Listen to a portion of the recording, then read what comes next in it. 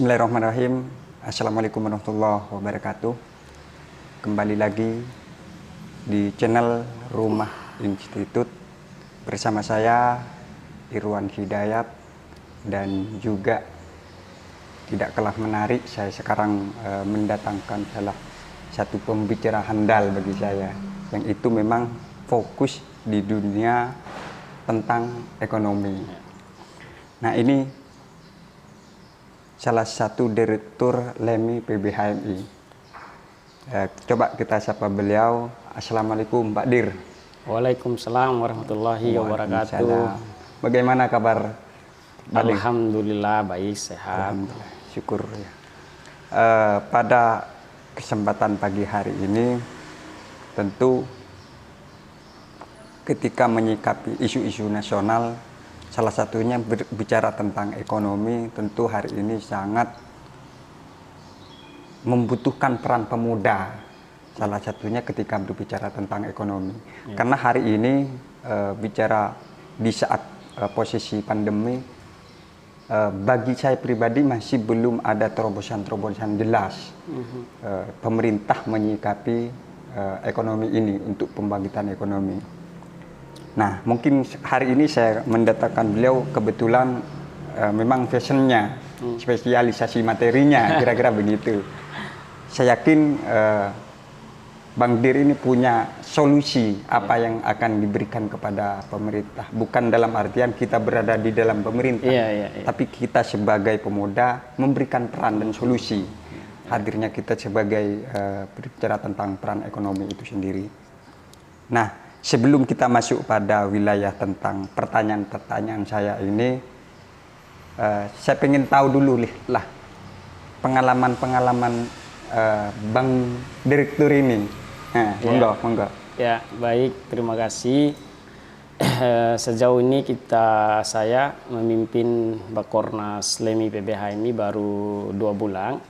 Ini adalah periode kedua saya di Bakornas LEMI PBHMI. Tentu ini adalah amanah yang harus saya pertanggungjawabkan untuk dunia maupun akhirat. Nah, tentu saya memang proses di himpunan ini mulai dari komisariat, korkom, dan di LEMI cabang juga 2 periode. Jadi direktur administrasi sama direktur eksekutif. Nah, kemudian naik di Bakornas LEMI PBHMI jadi ketua bidang advokasi dan pengabdian masyarakat, dan kemarin bulan 9 kemarin saya maju sebagai direktur eksekutif. Munasnya di Jakarta, Munas ketiga, alhamdulillah saya terpilih. Tentu ini sangat luar biasa bagi kita anak kampung, anak yang merantau di Jakarta. Tentu himpunan ini sangat luar biasa untuk kita berproses, dan entah jadi apa dan bagaimana ke depan, tentu hari ini kita harus menikmati dan bersyukur apa yang kita dapat hari ini. Jadi amanah-amanah yang diberikan oleh kader himpunan kepada Bang Direktur ini, apa gagasan-gagasan ke depan untuk LEMI ke depan ini? Tentu hari ini LEMI baru di nakodesanya adalah nakoda ketiga. Tentu LEMI dianggap sebagai kapal kecil di himpunan karena kita di lembaga, tetapi tentu bagaimana LEMI ini saya akan bawa sebagai kapal besar, tentu itu adalah tugas saya. Nah, LEMI PBHMI harus membumi di tengah-tengah lembaga maupun organ mahasiswa yang lain, karena memang hari ini kita tidak lepas dari persoalan ekonomi. Nah, tentu di tengah pandemi ini Indonesia diterpaan habis-habisan oleh pandemi COVID-19, entah itu di sosial, politik, terutama di hukum. Nah, tentu LEMI punya peran. Bagaimana peran LEMI? Tentu selain kita memberikan masukan terhadap pemerintah, kita juga memberikan masukan secara pikiran dan gagasan. Gagasan seperti apa? Tentu gagasan kita berikan adalah kita merancang dan meramu bersama dengan teman-teman pengurus untuk kita berikan, yaitu pikiran. Karena memang di PBHMI sendiri, terutama di lembaga ini, tidak bisa memberikan kontribusi secara materi kepada pemerintah, tetapi kita bisa memberikan kontribusi secara pikiran dan gagasan. Artinya ini sangat menarik sebenarnya, Bang Dir. Menarik ketika berbicara Lembaga Ekonomi Himpunan Mahasiswa Islam. Ya. Sangat menarik. Ini bagi saya pribadi ini sangat strategis. Ya. Apalagi di posisi pandemi COVID-19 ini. Tentu ini LEMI ini harus betul-betul hadir Ya. kepada pemerintah, memberikan solusi. Ini loh pandangan kita, pandangan ke depan. Nah, tentu yang saya karena saya ini sebelum melakukan podcast bersama Bang Direktur, sebelumnya saya sudah podcast dengan beberapa UMKM di bawah di desa, termasuk dan juga orang-orang yang memang fokus di dunia digital. Apa yang mereka butuhkan sebenarnya? Nah, mungkin ini berbicara tentang UMKM dan bagaimana pertumbuhan ekonomi di 2020.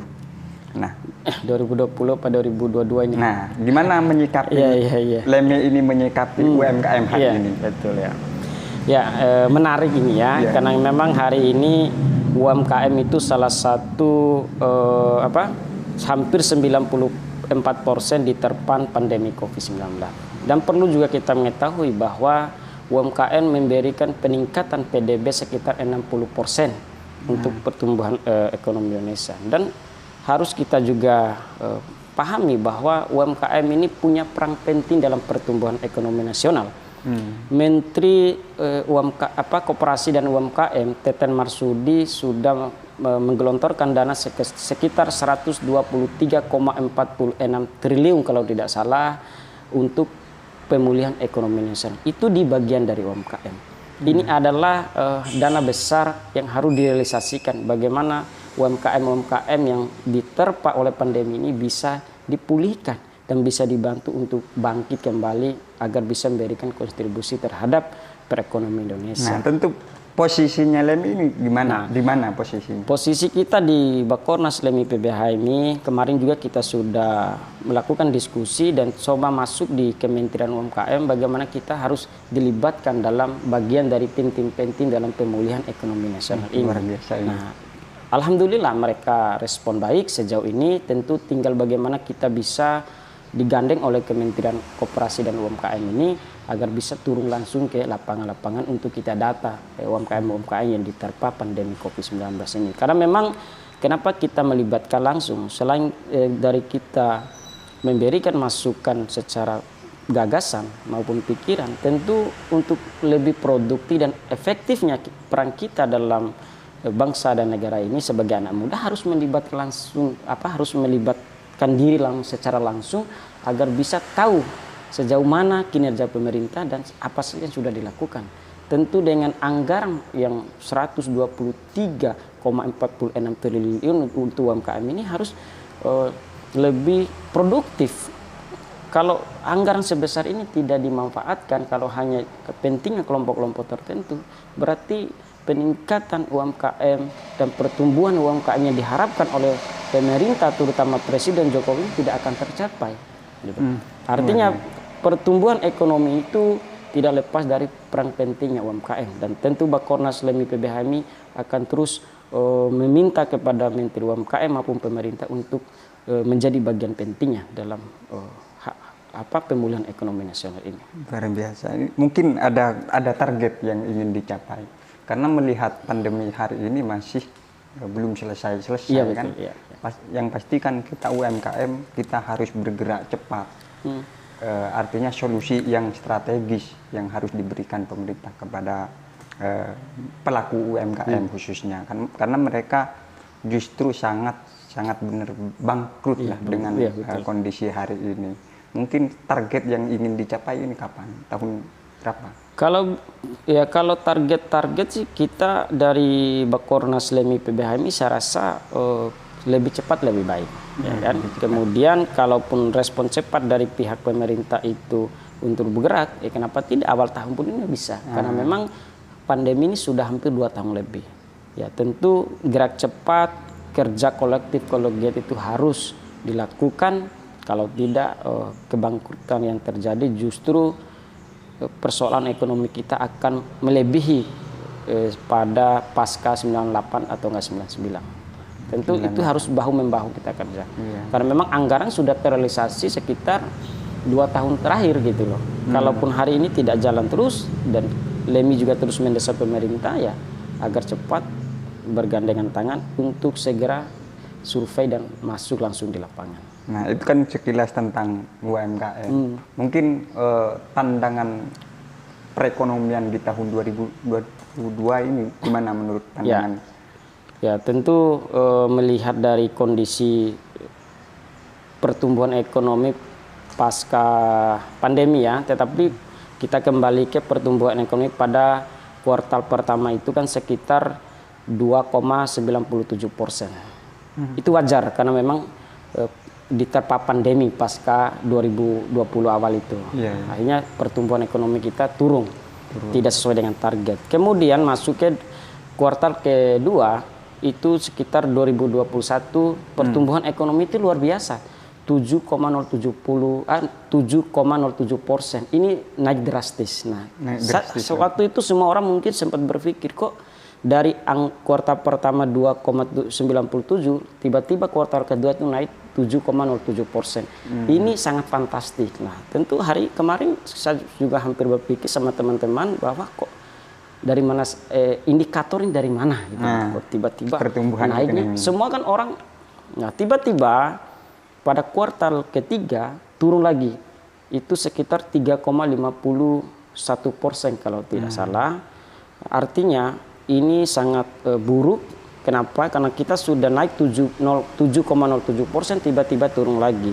Karena memang di pandemi ini memang semua sektor dihajar dan membuat babak belur lah oleh pandemi COVID-19. Tapi pemerintah juga harus berpikir keras dengan dana yang besar, ya kan?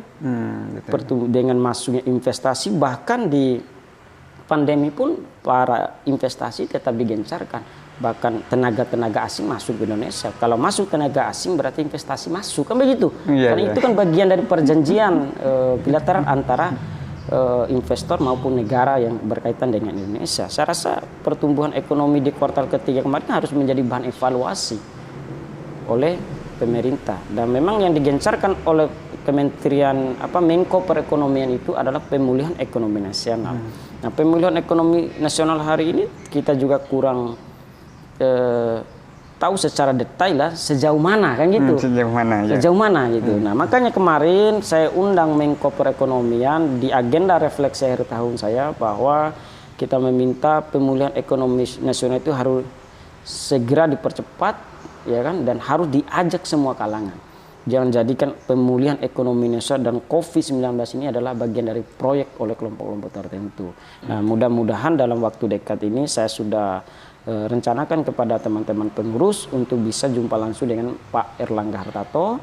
Ya, mudah-mudahan kita selain kita jumpa ini ada pembahasan yang kita sampaikan, terutama hasil dari diskusi refleksi tahun kemarin itu kita sampaikan ke beliau dan berikan masukan, terutama kita membahas pemulihan ekonomi nasional sejauh ini seperti apa, dan kemudian kita juga mungkin membahas tentang agenda besar yang diadakan Indonesia di Bali nanti, G20 kalau nggak salah ya, di Bali dengan negara-negara dunia. Nah, tentu kan tadi sudah menyinggung dan mengutip dari kita mau melakukan audensi terhadap Kementerian Menko ya, Airlangga Hartarto. Mungkin kira-kira LEMI ini apa solusi yang ingin diberikan? Ya. Solusi yang diberikan oleh Bakornas LEMI PBHM, pertama kita menyampaikan hasil dari agenda diskusi kita, terutama refleksi tahun ini. Yang kedua, kita minta juga Menko Perekonomian agar teman-teman di Bakornas LEMI PBHM ini dilibatkan langsung dalam tim pemulihan ekonomi nasional. Nah, karena memang kita tidak bisa memberi solusi secara keuangan, tetapi poin dari kita sebagai aktivis mahasiswa, terutama di Bakornas LEMI PBH ini, sumbangsi kita dalam memberikan solusi terhadap bangsa hari ini adalah pikiran dan gagasan. Ya, kalau dia minta uang ke kita nggak ada, gitulah. Nah, pikiran dan gagasan seperti apa? Tentu semua sudah dikaji dan didiskusikan dengan keadaan yang terjadi hari ini. Tidak juga kita sembarangan langsung memberikan pikiran kita ini, gagasan kita enggak. Semua fenomena, terutama kondisi ekonomi hari ini kita sudah diskusikan, kita kaji, lalu kita sampaikan kepada pemerintah, terutama di Kementerian Perekonomian Republik Indonesia. Luar biasa, ini sangat luar biasa ini. Tentu sangat luar biasa. Mungkin ini yang terakhir. Oh, iya. Yang terakhir ini. Ini Bang Dik. santai itu. Santai ya. Ini terlalu aneh tadi, kaku dari tadi ya. Iya. Mungkin pertanyaan yang terakhir. Karena apa yang sudah dibicarakan dari awal, bicara tentang UMKM, bicara tentang kebangkitan ekonomi, khususnya di tahun 2022, kita harus punya target. Iya, 2022. Kan? Nah, mungkin bagaimana solusinya untuk cara memecahkan masalah ini? Ya. Artinya biar pergerakan kita ini cepat. Cepat. Karena ketika melihat situasi yang di bawah itu sangat kewalahan. Betul ya. Karena mereka, ini mungkin saya sedikit cerita, sebelumnya bisa dicek di channel Rumah Institute. Saya pertama kali podcast itu langsung UMKM. Podcast pertama langsung bicara tentang UMKM. Ternyata letak problemnya hari ini adalah digital.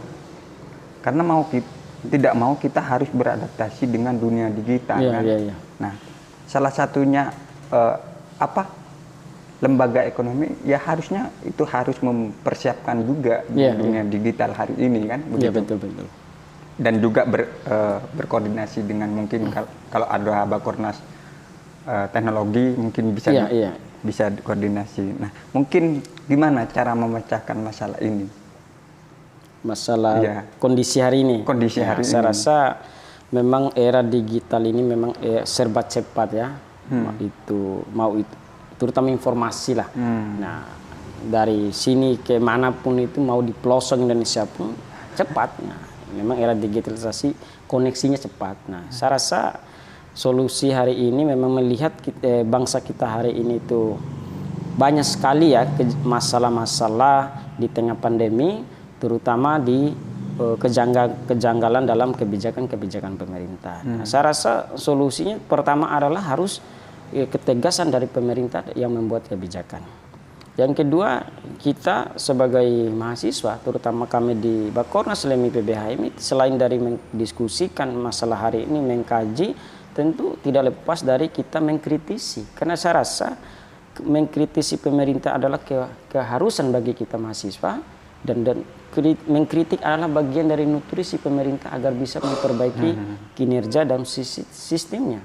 Nah, tentu dengan fenomena yang terjadi hari ini, untuk mencari solusi tidak semata-mata pemerintah juga dengan sendiri, tapi pemerintah juga harus menggandeng stakeholder yang lain. Salah satunya adalah teman-teman di Bakornas LEMI PBHMI maupun teman-teman mahasiswa yang lain. Jangan disepelekan loh pikiran dan gagasan mahasiswa itu.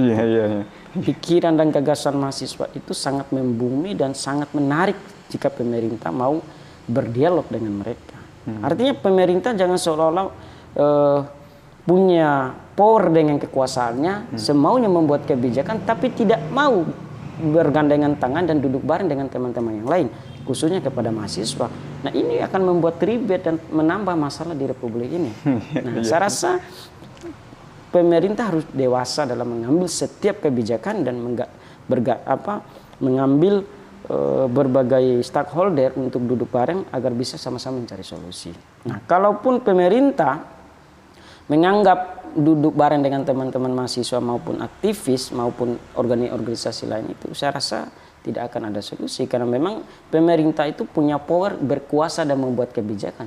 Belum tentu kebijakan mereka keluar itu diterima oleh masyarakat. Nah, tentu pemerintah dalam hal ini, terutama kita semua, harus duduk bareng dan sama-sama mencari solusi agar permasalahan bangsa ini tidak ribet dan punya ruang ke depan seperti apa. Dan saya rasa poin dari saya bahwa untuk menyelesaikan konflik, menyelesaikan permasalahan ekonomi hari ini tidak bisa pemerintah sendiri, tapi semua kalangan harus dilibatkan.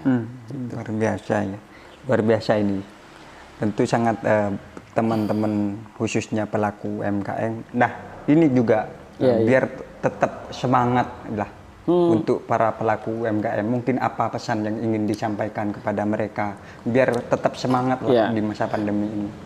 Kalau saya berharap teman-teman pelaku UMKM, terutama di kalangan mahasiswa dan aktivis yang sudah punya usaha, kita harus bangkit, tidak boleh pesimisme dengan keadaan. Tentu pandemi COVID-19 ini memberikan pelajaran bagi kita semua bukan hanya melululantarkan dunia, tapi hampir melululantarkan diri kita secara pribadi. Nah, kemudian UMKM itu adalah salah satu harapan untuk menumbuhkan pertumbuhan ekonomi nasional. Jika kita tidak bangkit, jika kita tidak optimisme terhadap usaha kita, tentu akan ditelan oleh keadaan hari ini. Nah, poin dari saya adalah UMKM harus bangkit dan optimisme. Kenapa? Karena memang pemerintah sudah menggelontorkan dana 123,46 triliun untuk pemulihan ekonomi nasional. Itu khusus untuk UMKM Republik Indonesia. Kalau dana itu tidak bisa direalisasikan dengan baik, tentu kita pertanyakan apa kinerja Kementerian Koperasi dan UMKM untuk memberikan terobosan-terobosan baru terhadap pemulihan ekonomi dan kebangkitan UMKM Indonesia.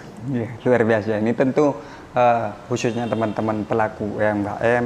Jadi jangan pesimis, tetap optimis apa yang disampaikan oleh Direktur LEMI PBHMI. Dan LEMI PBHMI sampai per hari ini tetap mengawal dan juga memberikan edukasi apa yang dibutuhkan oleh UMKM yang ada di bawah. Nah, tentunya tetap semangat ya. Nah, dan yang paling terakhir sekarang, Bang Dir. Nah, dan yang paling terakhir mungkin ada pesan untuk channel Rumah Institut. Ya, saya rasa channel Rumah Institut ini adalah wadah kita untuk membumikan masalah-masalah bangsa hari ini, terutama bagi kita yang diundang dalam channel ini sangat luar biasa untuk kita menyampaikan permasalahan bangsa dan menuangkan gagasan-gagasan kita. Tentu channel Rumah Institut ini sangat besar harapan kita untuk menyebarkan informasi-informasi positif, terutama pikiran dan gagasan yang besar untuk kebangkitan bangsa yang tengah terpuruk ini. Luar biasa. Dan saya ucapkan banyak terima kasih Bang Dir sudah menyempatkan waktunya dan hadir di tengah-tengah Rumah Institut, berbagi informasi, berbagi pengalaman, berbagi pengetahuan. Tentu ini sangat bermanfaat dan ini saya yakin tidak hanya apa yang kita bicarakan hari ini kelak akan kita yang harus melakukan. Amin. Untuk kebijakannya, kira-kira begitu ya. Ya, mungkin yang paling terakhir dari saya, kurang dan lebihnya mohon maaf. Tetap semangat untuk teman-teman terus ikuti Rumah Institut.